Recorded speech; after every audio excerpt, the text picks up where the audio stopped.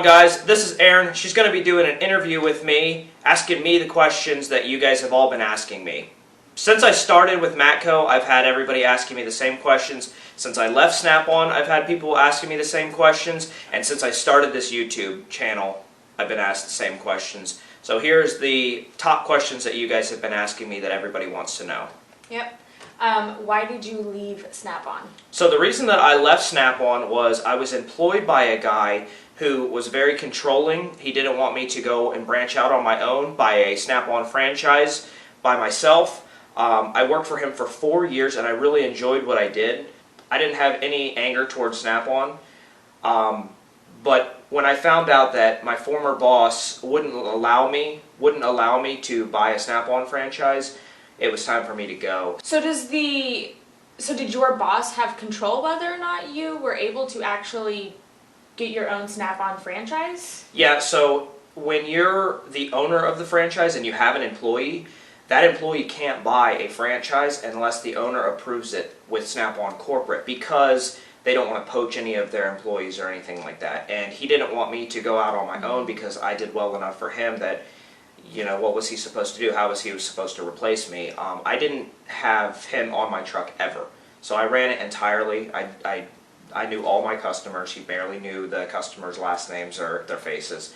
So for me to keep doing that for him, it was definitely time to move on. And I actually told him that I was ready, and he was on board with me leaving and buying my own franchise, but then when it came down to it, he didn't want me to leave. Gotcha. Okay. Number 2, which do you like more?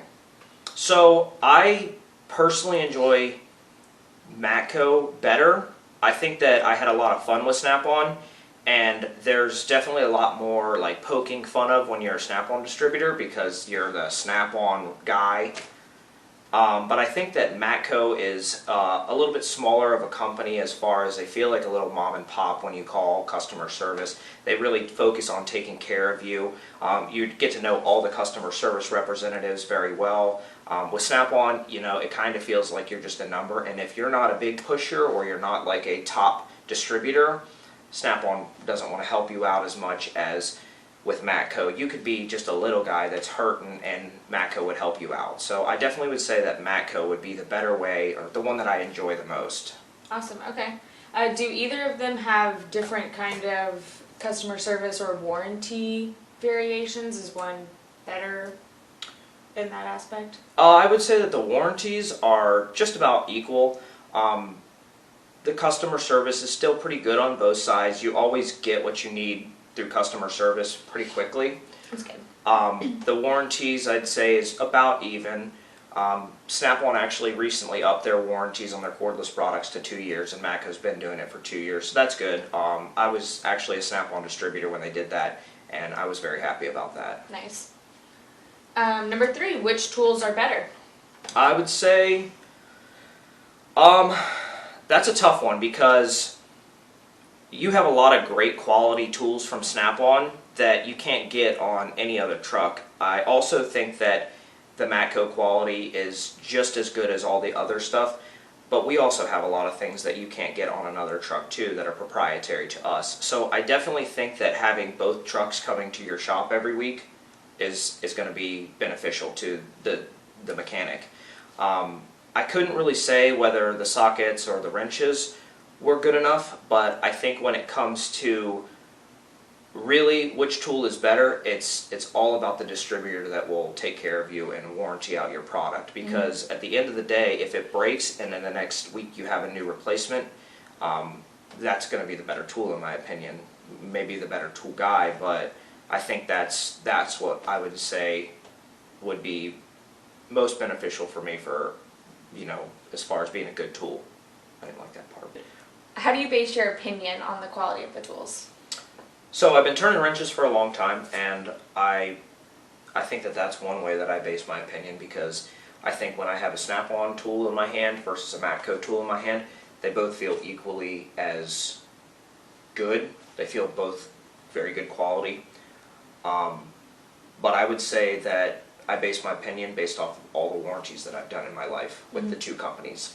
So with Snap-on, I would say at the end of the month, I had just as many warranties to send in as I do with Matco now. And I don't really notice much of a difference. I spend just as much time in a day warranting tools as I did with Snap-on. And I think I would say my honest thing is I probably warrantied out more Snap-on ratchets than I did with Matco ratchets, the replacement heads. I think that those were a little bit more commonly replaced than the Matco, but other than that, I think it's pretty even keel. Okay, cool. Number 4. Which can you earn more money? So that's a tricky one, because if you're a good distributor on either side, you're going to be able to make a killing. And I really have to put emphasis on good tool dealer.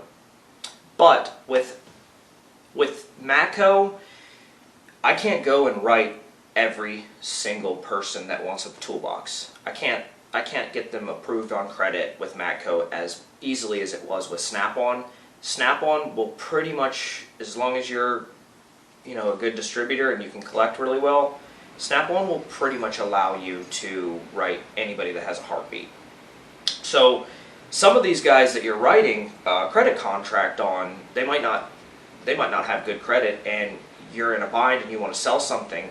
So you write the credit contract and make your money off of it, but then 4 months later you're just chasing the guy because he had bad credit, and you knew he had bad credit going into it. Do they do a credit check even if they approve them? Yeah, so they Snap-on will do the credit check, and essentially, as long as you can collect on all your credit, they'll allow you to write bad credit guys. So you get into this thing where even if a guy has a really low credit score, you can still set him up for a toolbox. Now, it's going to vary. You're not always going to get approved for a super high amount, but either way, with Matco, it's very much like, are you going to get approved to buy a car? Right. You have to have good credit. It's no questions asked. If you don't have good credit, you're not going to get approved. So whereas it's a bummer for me as a Matco distributor, because it's like, man, you didn't get approved, I can't write this toolbox. But at the end of the day, the people that I am writing have good credit, they worry about their credit. I don't have to worry about chasing them ever.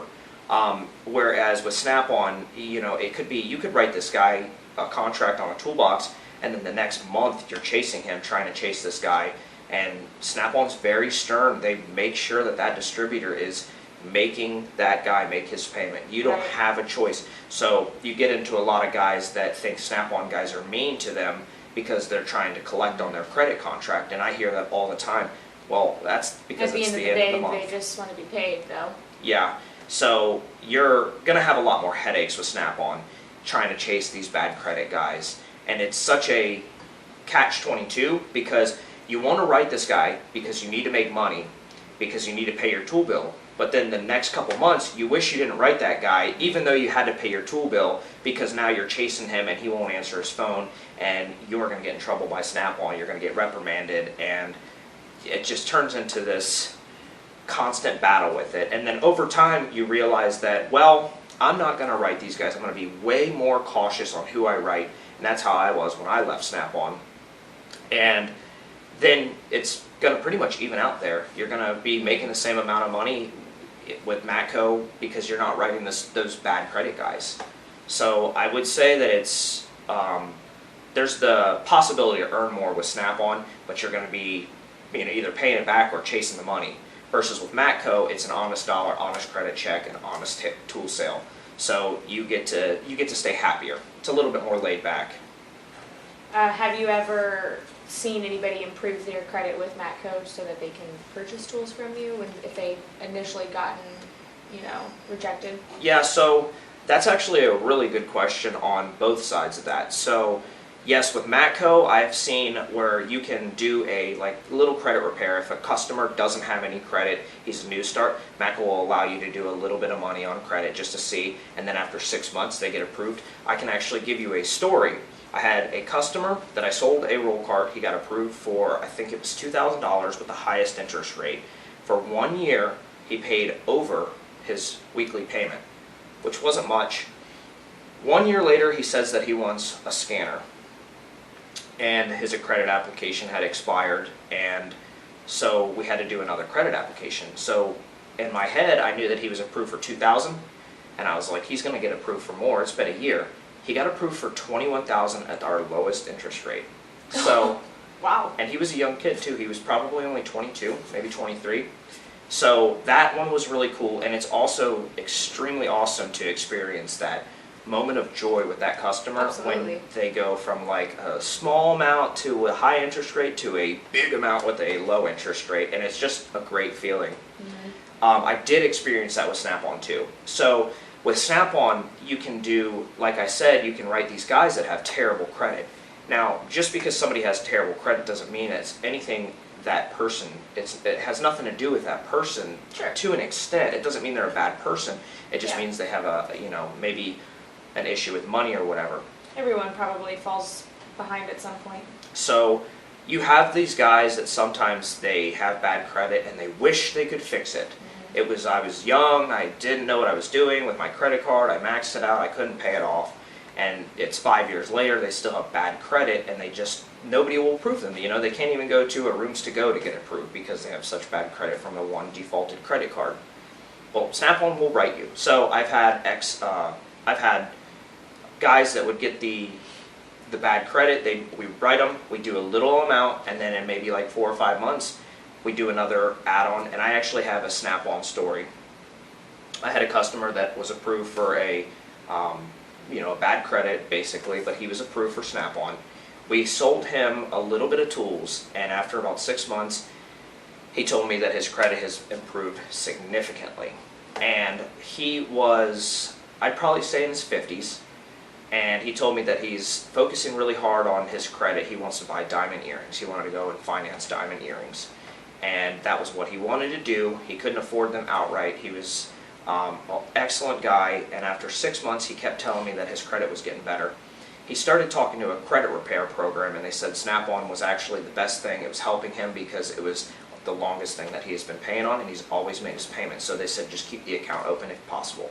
So every time he would get his balance almost paid off, he would add another $1,000 just so that he could keep that credit building. And then one day he came in with diamond earrings and was, we had a moment of like, that's so awesome, this guy, he's helped me, I've helped you.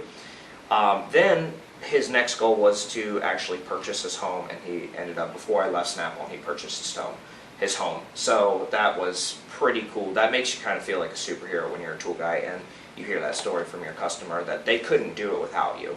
Yeah, that's so, awesome.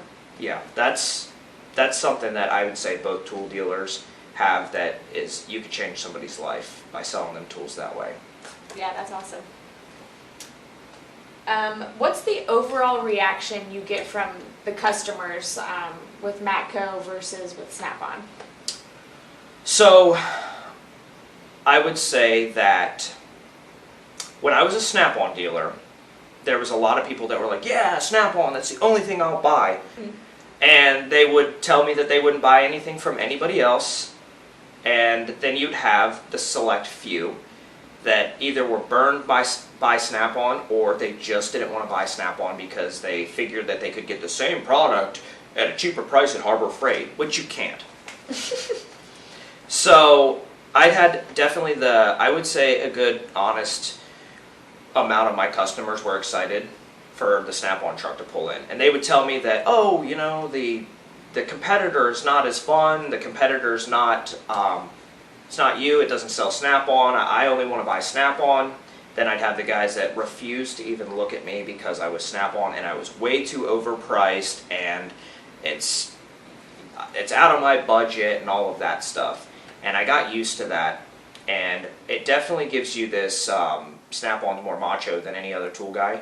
Well, then I went to Matco and I expected those same people that would say that to be saying that they don't want to buy anything because it's Matco and Snap-on's best.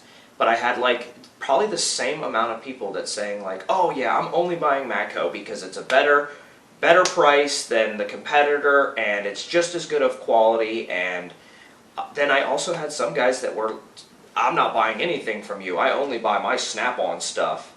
Well, the funny part of that is I would tell them that I was a former Snap-on distributor, and all of a sudden they're curious in the Matco tools, and then the next thing you know, I'm selling them Matco tools. So I think that's going to go back to my good tool dealer, bad tool dealer, because it's all about the tool dealer and the way that you speak to somebody, because if they're anti your tool and every week you're friendly, they're going to want to patronize you because they like you.